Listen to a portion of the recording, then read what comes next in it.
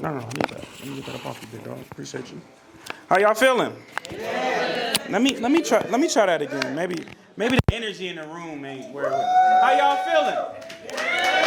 Yeah. I like that. That's the energy I like to hear. God is what? Good. That's what I like to hear. Now I want to tap back into this commitment statement real quick because I got a short amount of time. But I want y'all to repeat after me real quick. It has to work. It has to work. Or it has to work. Or it has to work. There's no other option. There's no other option. Let's clap it up for yourselves for saying that real quick. That's the mentality that you have to have. That's what our mentor said. He said, yo, it has to work or it has to work. And that's the mentality that we did, and it worked.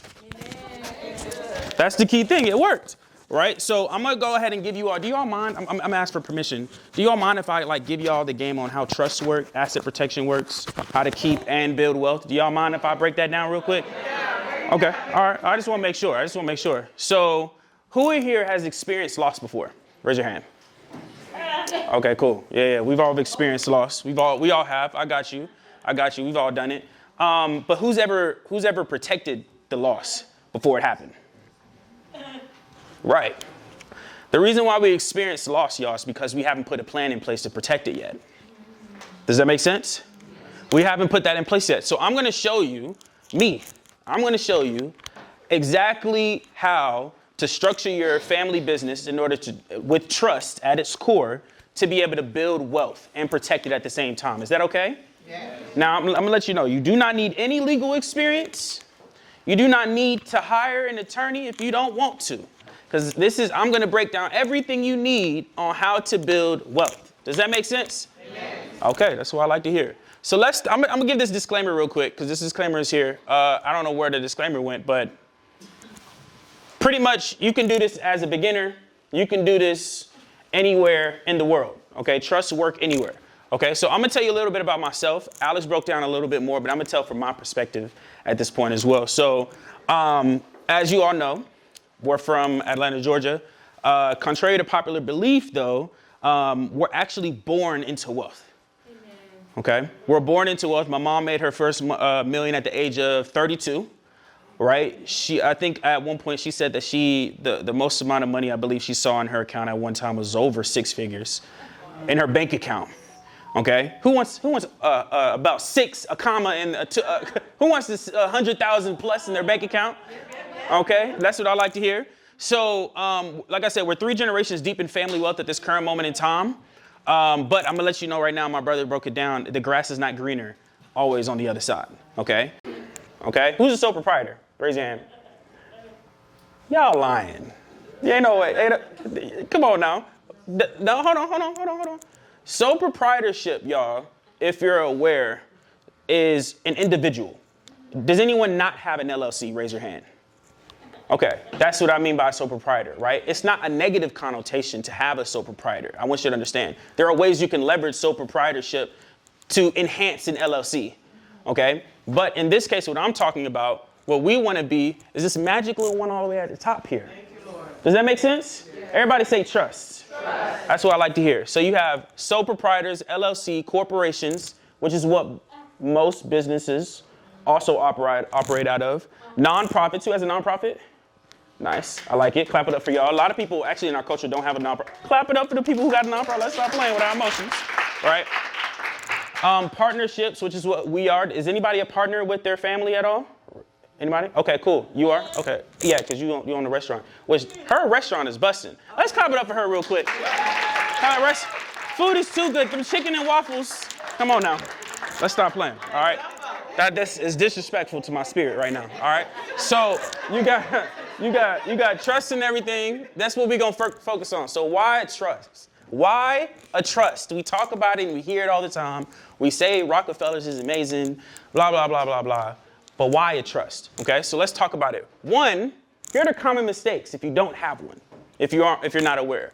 36 to 53% of small business owners file a lawsuit or face a lawsuit, right? You will get sued. It's just a matter of when, okay? So what are you going to do in order to actually protect yourself in this manner, okay? 18% of businesses fail. They fail. That's like, what, 8 I was like, really, I think that's the real statistic, because that may be past data as well. I think 7 out of 10 people in this room has a failed business. Does that make sense? Yeah. Okay. 50% fail within the 5th year, and 65% fail within the 10th year. We need to exceed this statistic. Do you get what I'm saying? Like, this statistic does not need to be our end all be all. Who in here has been in business for more than a year? 3 years? Keep your hand raised. 5 years? Okay. 10 years? Wow, congratulate y'all, for real. That's great. That's excellent. I love it. Congratulate everybody for passing, even creating a business. Okay, so what is a trust? Let's talk about it real quick. A trust, and I'm going to put this in a very basic form, is just a piece of paper. A lot of people think it's some big entity. I don't know, that's what I thought. I thought it was like some huge conglomerate or something that's like owned by all, I don't know. I thought it was something crazy. But a trust is literally just a contract between 3 parties. A grantor, which is the creator of the trust. The trustee, which is the person that manages and distributes the assets of the trust. And the beneficiaries, okay, who receives the assets from the trust. Does that make sense? Yes. That's all a trust is. It's just a piece of paper between 3 parties. Follow me so far? Is this simple? I just want to make sure I'm keeping it simple. All right, cool. So there are 2 kinds of trusts, okay? You have an express trust and you have an oral trust, okay? Or implied trust, right? So you have a written version or an oral version. So if I were to shake someone's hand right now, we just made a trust. But that doesn't mean it's going to be legal in the judge, though. That's just a trust between us. I trust you to do that's a word of mouth, right? But we need it written. That's the intention here. Everything needs to be written, okay? That's the goal. So there are 2 categories of a trust, 2 kinds and 2 categories of 2 different things, okay? Revocable and irrevocable. Anyone heard of those before? Like a living revocable trust, a living trust, that's all revocable trusts. And then you have irrevocable. I'm going to break down the pros and cons of each so everyone has an understanding. A revocable trust means that you make changes. An irrevocable trust means you cannot make changes. Does that make sense? Yes. That's probably the easiest thing. Now, the cons of each one. Now, mind you, an irrevocable trust, you can make changes. There's just a lot of documentation involved that most people don't talk about. And it's a lot to talk about today, okay? Do your research. But the key thing here is when the cons of a revocable trust, well, I'm going to break down the pros and how that converts to a con. The pro is that you can be the grantor, the trustee, and the beneficiary all in one day. You can be whoever you want to be in a revocable trust. Now, here's the con of that, though. You own it. Your name is on it, which means if you owe debt, guess whose debt is associated to? Yours. Exactly. And guess when you go to a judge, what they're going to do? They're going to take all of it. Not only, and if you can't pay what if your business doesn't make as much as they're saying you owe, technically you're in debt. And because you own it, guess what? They're going to do something called piercing the corporate veil, and you're not going to have a house tomorrow. Does that make sense? Yeah. That's the con of having a revocable trust. There's obviously some pros to it, like I broke down. You can do whatever you want with it. You can make changes. You don't have to pay taxes. There's great things with revocable trusts. Now, an irrevocable trust, I'm going to break it down for you as well. Anyone heard of the own nothing, control everything model? Yeah. Okay, so this is an irrevocable trust. Okay? So this means that my name is not on it, but I am the trustee, which means I can control and manage it and distribute whatever I want. Does that make sense? Yeah. That's what an irrevocable trust is. There's not many cons to it. I mean, besides the fact that there's a lot of documentation. Okay? You just got to document everything, but you should be doing that anyway. Right? So it shouldn't be anything new. So that's really what that is. Everybody have an understanding? Yes. Okay, cool. So let's talk about a fiduciary. Y'all are probably like for what? A fiduciary just means, right, a person of interest associated to the trust. Okay? This person just means my sole duty is to do what's best for what the trust is. That's AKA a trustee. So a trustee is a fiduciary, which means they're always going to be and do what's best for the trust. Does that make sense? Amen. Cool. Did that make sense? Does everybody know how to pronounce fiduciary too? There we go. I couldn't. That's why I said it. So here are key trust parties, all right? Like I mentioned before, you have the grantor, the trustee, and the beneficiary. Let's do a visual of that real quick. Is it not a visual right there? No, of people. Oh, no, I got you. I got you. I'm going to show you. All right. These are the three main parties. Okay? Does that make sense? Mm-hmm. Take a photo of it, do what you got to do. Here's more parties. Okay? I'm going to explain what these mean. So I'm going to do it this way. Here's more parties, but I'm going to explain what each of them mean. Okay? So can we have 5 people stand up for me? Whoever stands up first wants to become a millionaire. Okay. All right. 1, 2, 3, 4, 5, 6. We'll keep you there, though. We'll keep you. There's a reason why you're going to be there. Okay. So can you all step forward for me real quick? The first one up here gets $20. We got 100. So let's do it this way. Okay. So there's something called, what does everybody want? It starts with the M. Money. Okay. Everybody wants money, right? You sure everybody wants money? Everybody wants money in here. Everybody wants money. Wealth. Everybody wants wealth. Yes. Are you sure that everybody wants wealth? I want wealth. Are you sure that everybody wants wealth? Come on. Y'all don't want wealth? You sure that you want wealth?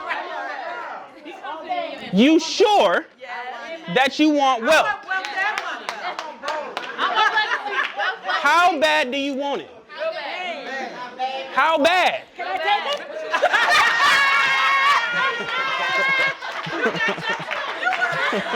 How many times I gotta say it?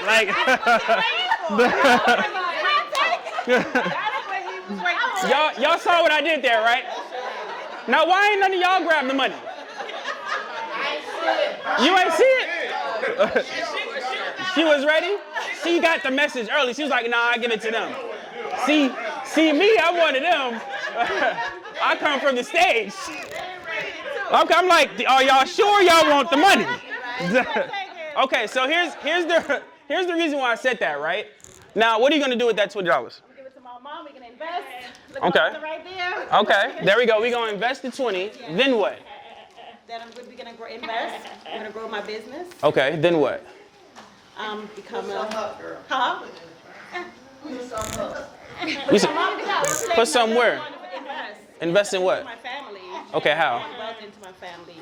We want to build business. I have 3 sons, and everything Okay. you guys are saying, I want to grow my business, but I want my family to be, so when I'm gone, they can take over. But even after we're gone, I want our name to be known with the work that I'm doing. So I want to invest, build God legacy. I love it. So you said something twice. I don't know if you picked up on it. You said the word take. Everybody say the word take? Take. Okay. You got to take what you want. Take what I want. Go get it. You got to go get what you want. That's why I did this so long. I was like, y'all must not want it that bad. Like, it's in your face. Like how many times I got to do this for y'all to want it? Okay? But I don't want to steal. No.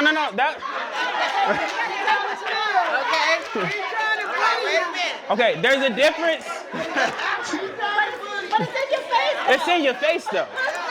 Like, okay, let's put an example then, right? Let's put an example. If someone were to put a stack of hundreds right here and said, do y'all want wealth? Are you going to view it the same way as $20? No. Exactly. So why is it scarcity? Like I said. But that's the point. You didn't view that as stealing. It's right there. Should I put the 20 right there? No. Exactly. Why does there have to be different options for you to grab the money? Why can't you just take the money? That was in your hand, though. But you was like this. He was like, you wanted to. You know what I'm saying? I'm giving it to you. You know what I'm saying? Okay. So there's a point, because I want to make sure I respect time, right? So there's a point of what I'm saying here. So you're going to be the grantor. You're going to be the beneficiary. You're going to be the trustee. You're going to be the trust protector. And you're going to be the successor trustee. Okay? I want you to step where she's at. All right? So raise your hand if you're the trustee. Raise your hand if you're the grantor. Raise your hand if you're the beneficiary. Raise your hand if you're the successor trustee or the trust protector. I'm sorry, and you're the successor trustee. Right. Okay, so this is how it works. Trustee, raise your hand again. you obviously have, let's say you have children, right? Mm-hmm. Okay, you have children. You're the beneficiary. Actually, can y'all swap real quick? Don't want to confuse my brain. So let's say you're siblings. You're the mother. You're the grantor, which means that, let's say you're the aunt, and you're an attorney. You're the trust protector. So the trust protector's job, y'all, is to make sure that the trustee does their job. Does that make sense? That's the whole intention here. The trustee's job is to make sure that they get their money and do what's best for the trust. Do what's best for the trust is the number one thing that the trustee's job is to do. The grantor's job is to do nothing. They're just a placeholder, right? But if there's any documentation, you're required to sign any documentation because you need all three parties to sign it. Now, here's why this is important. Your siblings, and let's say you expire, and your trust, because there's a will and a trust. That's a lot of people think that a will is just a will on its own. There's a trust, there's a will within the trust. You expire, and within the will, within the trust, irrevocable trust, not a revocable, you want your successor trustee to now become a trustee. That's what a successor trustee is for. This person's going to ascend to now become you. Okay? You decide who that is based on who you trust and who actually does what they're supposed to do. Does that make sense? Yes. Now, here's the great part. She might have her own family, right? And so if she has children, that means she has her own family trust as well, which means she's also going to be doing her own thing with that. She's going to be a trustee. She's going to have her own successor trustee, and that's how you build wealth, right? You're just duplicating what you already have onto another person. Now, when she takes your trust, she not only owns her trust, but she also owns yours as well. So this is how you start accumulating family bank. Does that make sense? The misconception is family bank is just an insurance and a trust, a life insurance policy and a trust, but it's more than just that. It's a pool of wealth that ties in. It's like a web. They all tie in together. Does that make sense to everyone? Yes. Okay, cool. Let's clap it up for them. You all can sit down. Okay, cool. So I'm gonna be really, really quick now to make sure that you all get this information. All right? So, does everybody understand this diagram now? Yes. Awesome. Let's move forward. So, there we go. There are two major trust laws, y'all. Okay? Now, y'all are probably like, laws? Yes, y'all gotta know them too. Okay? You got statutory trust and you have a common law trust. A statutory trust means the state law. It's in the name. Right? It means the state law. A common law just means, it's just an old law. So like if you can't answer anything, like let's say you have a particular law and it's no longer in the federal law, nor is it in the state law, then they will go to common law because it's the oldest law. It's like it answers any gray area questions. Does that make sense? So that's what the common law is for. It's like the medieval times type of law. That's how old this law is. That's why it's called common law, right? Does that make sense? Yeah. It just means old law, y'all. Okay? Next thing, how do we create a trust? Anybody want to know how to create a trust real quick? Okay, raise your hand if you do. I just want to make sure I'm answering questions in the room. All right, cool. So this is how you do it. Step one, identify the type of trust that you want. Okay? This is what we specialize in. So I'm just letting you know based on our experience and what we have. Okay? A private family trust, which is just a trust for what? There you go. I ain't got to explain anything. We have a faith-based organizational trust, a 508c1a. Everyone heard of a 501c3, right? Yeah. Okay. This is like that on steroids. Okay? This helps you save more money on taxes. And remember in the Catholic time, you had like the church, and then you had like science and politics, like separate. This separates you from the state. Does that make sense? Yeah. You define what church means to you, what faith means to you. Okay? It's a very customizable place. You can use it for education. You can use it for religious purposes. You can use it for church. You can use it for whatever you want because all trusts are customizable. Everybody say customizable. Customizable. Awesome. Next thing, right, is an unincorporated business trust. This business trust is for what? No. Forget unincorporated. What is the business trust for? Business. Thank you. Don't let the words fool you. This is what law does. They will put words in front to fool around. It's called legalese language. Okay? You just got to dissect it. Unincorporated business trust is just a trust meant for the business. It's to protect your business. Your family's meant to protect your family. Your business is to protect your business. The faith is to protect everything. Okay? So next thing, number 2, you want to name your trust. There are 2 things you don't want to do in a trust and when naming things. You don't want to put the word trust in the name. Okay? And you don't want to put your name in the name. Okay? You don't want to do that because if I Google your name, guess what's going to pop up? Exactly. Isn't that crazy? Right? Because it's meant to be private. It's meant to be what? Private. Exactly. So name it like your initials. Like if it's a family trust, put like I got my name is Markus Lawrence Turner, put like MLT Family Legacy. If it's a business trust, put like MLT Business Holdings. If it's a ministry trust, the one I showed you, put like MLT Ministries. Does that make sense? Yeah. Cool. Next thing you want to do is appoint the parties. That's what the demonstration that I just broke down, so I ain't got to touch about all that again. Okay? The next thing is you draft the trust. It's just a contract. Here's an example. Right? This is just the front page. These trusts are obviously like 60 pages or 30 pages long, so I'm just giving you the front. But this is what the trust looks like. Okay? Irrevocable trust looks like. Okay? So I just want to make sure. Y'all got a photo of this? Okay, I just want to make sure. Next thing you want to do is notarize the document. Okay? A trust is not a trust if it's not what? Notarized. Thank you. Just like any other contract. Okay? Next thing you want to do is you want to open up a trust bank account. It's very simple to open up a trust bank account. We do it all the time. Instead of you saying, I just want to open up a checking account, you say the word what? Trust. There you go. Simple as that. Then you want to fund the trust. That's your insurance policies. Let me give you an example. All these great things are different assets to fund the trust. Okay? Take a photo. Yeah. Just in case someone takes, before I go to the next slide. Right? So you got retirement accounts, insurance policies, digital assets, royalties, investments, personal property. So that $20, let's put that in something in here, right? Some one of these.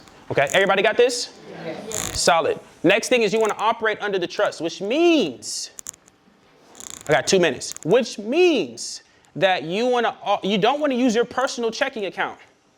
You want to use your trust account. Oh, wait, there's more. You want to connect your personal account to your trust so that you can use your personal account.